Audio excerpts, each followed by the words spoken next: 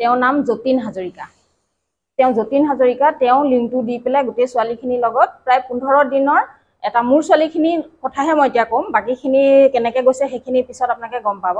15 দিনৰ এটা ডিছকাছ চলি থাকিলে তেওঁলোকে অনলাইন যোগেদি তেওঁলোকৰ ভিডিঅ' কনফাৰেন্স লৈছে, তেওঁলোকৰ অনলাইন যোগেদি যিখিনি সুধিব লগা আছে গোটেইখিনি সুধি মেলি তেনেকৈ তেওঁলোকে যে টাটাত ইয়াত যিটো আমাৰ জাগিৰোডত টাটা হ'বলৈ গৈ আছে সেই তাতে তেওঁলোকে 1 বছৰ ট্ৰেইনিং কৰি আহি ইয়াতে তেওঁলোকে সংস্থাপন পাব, মানে শ্ব' এটা ইণ্টাৰভিউ লৈ পেলাই সেই আশাত ছোৱালীখিনি মানে তালৈ গৈছে ট্ৰেইনিং কৰিবলৈ। আমি সেনেকৈ এতিয়ালৈকে বৰ্তমান ভাবি আছোঁ, কিন্তু বৰ্তমান এতিয়া গম পাইছোঁ আজি 2 দিনৰ আগত যে এইটো কোনো টাটাৰ লগত লিংক নাই।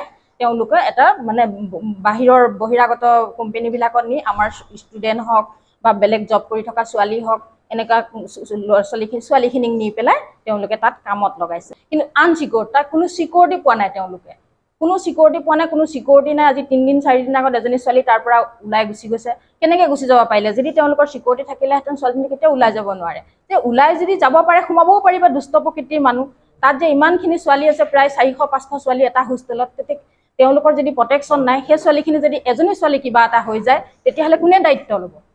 আৰু সেইটোৱে, কিন্তু তেওঁলোকে মিছা মাতি কিয় ছোৱালীখিনিক নিলে? আজি এজনী ছোৱালী এটা ষ্টুডেণ্টৰ পৰীক্ষা হায়াৰ ছেকেণ্ডেৰী পাছ কৰি তেওঁলোকে গুচি গৈছে, এডমিশ্যন নকৰিলে, BA semester, first semester, second semester কৰি পেলাই গুচি গৈছে।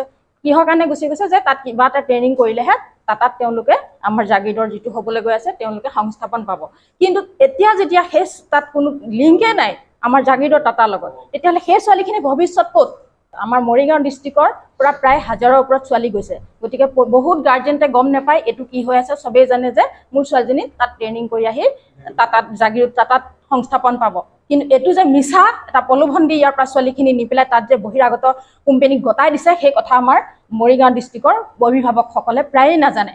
গাঁৱৰ মানুহৰ পৰা লৈ গৈছে, তাত শাস্তি খাই আছে তেওঁলোকে। এই যিকেইজন মানুহে তেওঁলোকক লৈ গ'ল, সেই গোটেই নামকেইটা আমাৰ এজাহাৰখনত আছে, সেই গোটেইকেইজন মানুহক সম্পূৰ্ণ শাস্তি দিব লাগে। কিয় নিজৰ ভনীৰ নিচিনা অসমৰ পৰা আমাৰ মৰিগাঁও ডিষ্ট্ৰিক্টৰ পৰা ছোৱালী নি বহিৰাগতক গতাই দিছে? কিয় বহিৰাগত কোম্পানীত লগাইছে গৈ পেলাই? এইটো সকলো দল সংগঠন মানে যিমান মৰিগাঁও ডিষ্ট্ৰিক্টৰ পৰা যিহেতুকে আমাৰ ছোৱালীখিনি নিছে, গতিকে ছাত্ৰ সন্থা সকলোকে অনুৰোধ কৰিছোঁ বিনম্ৰভাৱে যে এই ছোৱালীখিনি আমাৰ সুৰক্ষিতভাৱে মানে ফিৰাই আনিব লাগে। পেপাৰ মিলৰ জেগাত টাটাৰ ছেমিকণ্ডাক্ট ইণ্ডাষ্ট্ৰী এটা হ'ব, আৰু তাৰ পৰিপ্ৰেক্ষিতত ইতিমধ্যে 1000 ছোৱালী তেখেতসকলে যিখিনি নিয়ম কানুন আছে তাৰ মাজেদি তেখেতসকলে বাংগালোৰত নি মানে ট্ৰেইনিং দি আছে। প্ৰথম বেষ্টলৈকে চব ঠিকে আছে, কিন্তু এই প্ৰথম বেষ্টটো যোৱাৰ পিছত এতিয়া এটা ভুৱা CIIMCC যতীন হাজৰিকাৰ লগত যোগাযোগ কৰি কিছু ব্যক্তিয়ে প্ৰৰোচনামূলকভাৱে জাগিৰোড, মৰিগাঁও আৰু অন্যান্য জিলাৰ পৰাও কণ্ডাক্ট কৰি পেলাই সংযোগ কৰি পেলাই তেখেতসকলক ভুৱা প্ৰতিশ্ৰুতি দি থকা মেলা, খোৱা, দৰমহা ইত্যাদি কৰি পেলাই তেখেতসকলক লৈ গ'ল। কিন্তু লৈ যোৱাৰ পিছত তেখেতসকলে যেতিয়া বাংগালোৰ, কৰ্ণাটক এনেকুৱা জেগাবিলাক পালে, তাত গৈ তেখেতসকলে দেখিলে যে এইটো গোটেই সম্পূৰ্ণ ভুৱা। তেখেতসকলে যিবিলাক প্ৰতিশ্ৰুতি দি ইয়াৰ পৰা লৈ গৈছিল সেই প্ৰতিশ্ৰুতি তাত পালন হোৱা নাই। থাকিবলৈ ঘৰ নাই, খাবলৈ কোনো খাদ্য যোগান ধৰা নাই, শৌচালয় নাই, পেচাবগাৰ নাই, বিভিন্ন মানে যান্ত্ৰণা ভোগ কৰিব লগা হৈছে। আৰু তাৰ মাজৰ পৰা এগৰাকী ছোৱালী নিৰুদ্দেশ হৈ আছে। যাতে এনেকুৱা ভুৱা সংগঠনৰ প্ৰৰোচনাত পৰি কোনো অভিভাৱকে তেখেতসকলৰ ছোৱালীক বাহিৰলৈ নপঠায়, মই তাকে অনুৰোধ জনাইছোঁ।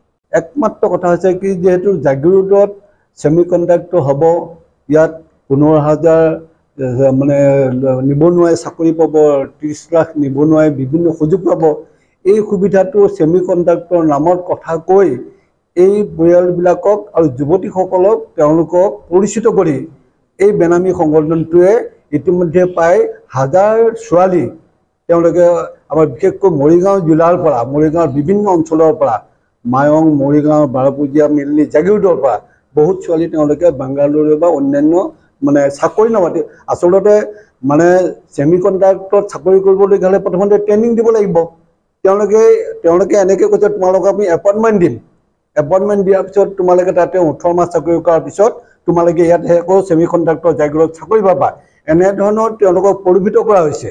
আৰু গাৰ্জেনবিলাকৰ লগত যোগাযোগ ৰাখি তেওঁলোকে কিবা কিবি টিকেটৰ কাৰণে পইচা, তাত খোৱা বোৱাৰ কাৰণে পইচা, এই বুলি কৈ তেওঁলোকক এতিয়ালৈকে প্ৰায় মানে হাজাৰ নহ'ব কিন্তু প্ৰায় হাজাৰ ছোৱালীক তেওঁলোকে মানে তালৈ বাংগালুৰুলৈ লৈ গৈছে বা চেন্নাইলৈ লৈ গৈছে। এই মহিলাসকলক, এই যুৱতীসকলক তেওঁলোকে ট্ৰেইনত থিয় কৰাই লৈ যায়, খাব নিদিয়ে, তেওঁলোকক কোনো সুবিধা নিদিয়ে, তেনেকৈ নি তেওঁলোকে গৈ তাতে গৈ তেওঁলোকক মানে এটা ডাঙৰ হল ঘৰত সোমোৱাই দিয়ে। তাত কোনো দৰ্জা নাই, তাতে কোনো কিটচেন নাই, কোনো টয়লেট নাই, বিভিন্ন তেওঁলোকৰ সমস্যাৰ সন্মুখীন হৈ তেওঁ লাহে তেওঁলোকে যে ভাবিছিলে যে আমি কিবা সুবিধা দিব, আমি যিহেতু ছেমি কণ্ডাক্টৰত চাকৰি পাম, কষ্ট কৰি হ'লেও মানে আমি তাতে থাকোঁ। কিন্তু পৰৱৰ্তী পৰ্যায়ত দেখা পালে যে তেওঁলোকক মানে যিটো মানে কামৰ কাৰণে নিছিলে, কামৰ পৰিৱৰ্তে তেওঁলোক বেলেগ কামত তেওঁলোকে ব্যৱহাৰ কৰিছে, তেওঁলোকৰ সন্দেহ হ'ল। তেতিয়া তেওঁলোকে আমাৰ বিভিন্ন তেওঁলোকৰ পৰিয়ালক জনাইছে, বিভিন্ন ব্যক্তিক জনাইছে, আৰু এনেকৈ পৰিয়ালৰ তৰফৰ পৰা ব্যক্তিৰ তৰফৰ পৰা আমি জানি নাগৰিক সমিতি অৱগত হৈছোঁ, আমি বিশেষকৈ আমাৰ জাগিৰোড থানাই অৱগত হৈছে। তেতিয়া আমি এই গোটেই মানে যিসকলক আমি যোগাযোগ কৰিব পাৰোঁ তেওঁলোকৰ পৰিয়ালক মাতি আনি গোটেই কথাবিলাক সুধিলোঁ, আৰু তেওঁলোকে বিশেষকৈ এই মানুহজনৰ নাম ক'লে, এই সংগঠনটোৰ কি হাজৰিকা আছিলে, যতীন হাজৰিকা নামটো ক'লে।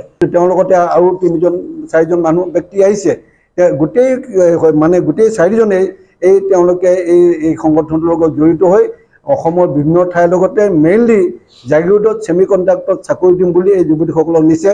এই গোটেই কথাখিনি এটা আমি ৰহস্য গুণ পাইছোঁ।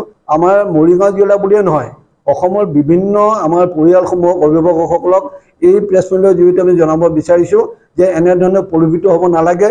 বিশেষকৈ জাগিৰোডৰ ছেমি কণ্ডাক্টৰত চাকৰি পাব বুলি তেওঁলোকে যাতে প্ৰলোভিত নহয়, কাৰণ চাকৰিত ছেমি কণ্ডাক্ট পাবলগীয়া হ'লে ইতিমধ্যে আমাৰ ফাৰ্ষ্ট গ্ৰুপটোৱে সুন্দৰভাৱে তেওঁলোকক ফ্লাইটত নিছে, ফ্লাইটত নি তাত তেওঁলোকে ট্ৰেইনিং দিয়াই আছে, তেওঁলোকে কোনো অসুবিধাও পোৱা নাই। তেওঁলোকে ঘৰলৈ চিঠি দিছে, ঘৰলৈ মানে মেছেজ দিছে, ঘৰৰ মানুহৰ লগত কথা পাতিছে, তেওঁলোকে অসুবিধা পোৱা নাই। কিন্তু এই ছোৱালীবিলাকে কিন্তু পৰিয়াললৈ কান্দি তেওঁলোকৰ দুখ কষ্টবিলাক কৈছে। গতিকে নাগৰিক সমিতি আমি তৎকালীনভাৱে থানাৰ সহযোগত, আমাৰ জিলা আয়ুক্তৰ সহযোগত, তাত আমাৰ জিলাৰ SP সহযোগত এই কথাখিনি আমি হেৰি কৰি ইতিমধ্যেই কিছু ছোৱালী আমি মানে তেওঁলোক জাগিৰোডলৈ প্ৰত্যাপন কৰিছে, মৰিগাঁও জিলালৈ প্ৰত্যাপন কৰিছে, আৰু বাকী সকলোকো আমি আহিবৰ কাৰণে আমি আহ্বান জনাইছোঁ। আমাৰ ইতিমধ্যে নাগৰিক সমিতিৰ তৰফৰ পৰা এখন এজাহাৰ দাখিল কৰা হৈছে। যিসকল ব্যক্তি বা যিটো প্ৰতিষ্ঠানে CII বুলি, CII MCC, তেওঁলোকৰ মূল কাৰ্যালয় হৈছে গুৰগাঁও। গতিকে তেওঁলোকৰ সেই বিৰুদ্ধে আমাৰ এখন এজাহাৰ দাখিল হৈছে। লগতে আমি গম পাইছোঁ যে যিসকল অভিভাৱকৰ মানে জীয়ৰীসকল তালৈ গৈছে, তেখেতসকলে যিসকল ভুক্তভোগী, তেখেতসকলৰ কিছু সংখ্যকে ইয়াত এখন এজাহাৰ দাখিল কৰিছে। গতিকে আমি অনুৰোধ জনাইছোঁ যে আইনৰ ব্যৱস্থা নিশ্চিতভাৱে ল'ব, আৰু আমি আশা ৰাখিছোঁ যে জাগিৰোড ছেমি কণ্ডাক্টৰ প্ৰতিষ্ঠানৰ নামত বা ইয়াত প্ৰতিষ্ঠিত হ'ব লগা উদ্যোগৰ চাকৰি পাম বুলি যিসকল ব্যক্তিয়ে প্ৰৰোচনা দি আমাৰ যুৱতীসকলক, আৰু কিছু আপোনাৰ ষ্টুডেণ্ট আছে ইয়াত, ছাত্ৰী আছে যিসকলে ডিগ্ৰী মানে ফাইনেল ইয়েৰৰ ষ্টুডেণ্ট আছে, তেওঁলোকে পৰীক্ষা নিদিয়াকৈ ইয়াত ছেমি কণ্ডাক্টৰত চাকৰি পাম বুলি গুচি গৈছে, কাৰণ তেওঁলোকক প্ৰৰোচনা কৰা হৈছে, অভিভাৱকক ভুল পথে পৰিচালনা কৰা হৈছে। গতিকে সেইসকলে শাস্তি পোৱাৰ যোগ্য। আৰু আমি অনুৰোধ জনাম সকলোকে, আমাৰ ৰাইজক, যে চাকৰি প্ৰাৰ্থী থাকিব, নিশ্চয় চাকৰিৰ প্ৰয়োজনো আছে, কিন্তু কথা হ'ল কি, জাগিৰোডৰ ছেমি কণ্ডাক্টৰত চাকৰি পাম বুলি যদি কোনোবাই আপোনাক ভুৱাৰ প্ৰতিশ্ৰুতি দিয়ে, সেই প্ৰতিশ্ৰুতি সম্পৰ্কে আপোনালোকে অৱগত হৈ বিষয়টো আমাৰ নাগৰিক সমিতি বা আমাৰ জনা বুজা লোকৰ লগত আলোচনা কৰা উচিত। আৰু বাহিৰলৈ যোৱা যিসকল যুৱতী বা যুৱক ভৱিষ্যতে এনেধৰণৰ সংস্থাৰ আণ্ডাৰত যাতে নপৰে আৰু জাগিৰোড থানাক অৱগত কৰে।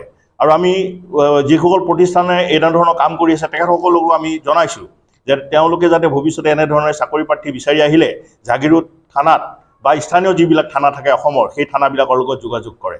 এইখিনি আমি ব্যক্ত কৰিছোঁ, আৰু সকলোকে সাৱধান হ'বলৈ বা তেওঁলোকে এই বিষয়ত ব্যৱস্থা ল'বলৈ আমি অনুৰোধ জনাইছোঁ। আৰু ভৱিষ্যতে যাতে এনেধৰণৰ ঘটনা নঘটে তাৰ বাবে অভিভাৱকসকলকো আমি অনুৰোধ জনাইছোঁ। এগৰাকী ছোৱালী যে তাৰ পৰা নাইকিয়া হৈছে, মিচিং হৈছিল, সেইটোতো সত্য।